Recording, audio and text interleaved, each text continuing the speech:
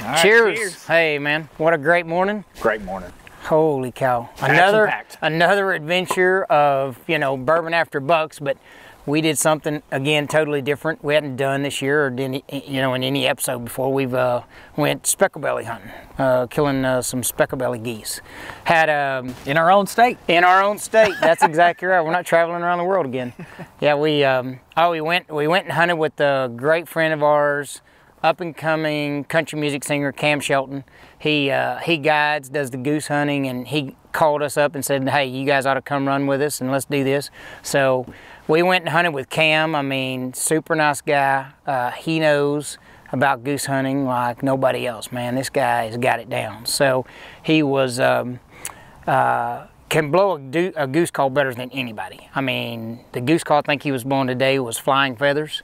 And he could bring them in, dude. We were doing it up. I mean, we had thousands of geese around us. I mean, if we could have shot better, we would have limited out real quick. We didn't do too good on the shooting. Yeah, the shooting part, we were more worried about the videoing, and we did good on that. Clay did great on the videoing, but did yeah. better shooting them with the camera than I did the gun. Oh, for sure, okay. For sure. But yeah, I mean, Cam brought them in. I mean, he using that Flying Feathers goose call. I think they're coming out with an edition, a Cam Shelton edition, maybe later on here, and you guys need to check that out. But yeah, definitely check him out. He's on iTunes, Spotify. I'll put a link in the description on how to get a hold of him and how to listen to his music. But he is definitely up and coming. Oh yeah, absolutely. Yeah, great guy.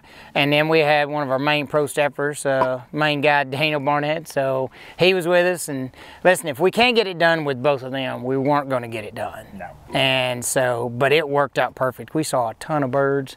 I mean, just circling this. It's, you know, it's one thing to have a buck or an elk coming in on you, but you know, you can focus on it. But Clay's having trouble with 1,000 birds circling us, what to do and which one to point at and which one to video. I mean, it's tough. It's tough because you're focusing on one, trying to keep focus, making sure everything's good, and then you look to your left and there's some coming in. Everyone's got their guns pointed left, and you just have to switch over real quick. Oh, yeah. So and you can't move a lot. I mean, they're hovering right over you, so you gotta, you know, it's totally different than the elk hunter, deer hunting, or turkey hunting. It's, you know, it's just, but that's what makes it fun. You know, we've lived on all these adventures. We love it, you know. But yeah, we started out the morning, had a good group come in. We scratched out a couple, you know, that was fun, and then we just kept having a few here and there come in, and then we would have some big groups. Just at one time, it was like a tornado. They were just, we actually had them lightening the decoys. They were circling, going around us. I mean, everywhere. We didn't even know which one to shoot at. It was too many of them. But anyway, yeah, it could not have been a better morning. It was a good hunt. I'm so glad we went with Cam. Thanks to him, he invited us. But yeah, great deal, man. Cheers to that again. Cheers to that. What are we drinking on here, Buck? Oh man, a Midwinter Nights Dram. This is probably one of the elite whiskeys of High West Distillery. I mean, they put it out, and man, if you get a bottle of this, you better jump on it because it is really good. It's a sipping, pouring whiskey. It's kind of a special thing. You know, the unique thing about this is they age these in port barrels. So it's got a caramel, vanilla, cinnamon taste to it, you know. I mean, you can actually taste that. You know, the aftertaste is really good. Oh, and yeah, it's definitely all there. Oh yeah. So anyway, yeah, it's a mixture of a couple of ryes, and they put it in these port barrels, man, and let it age. And this one, this is just like most whiskeys, always have something unique about them. So this one is, it's like a play or a poem. So it's Act 11, Scene 5.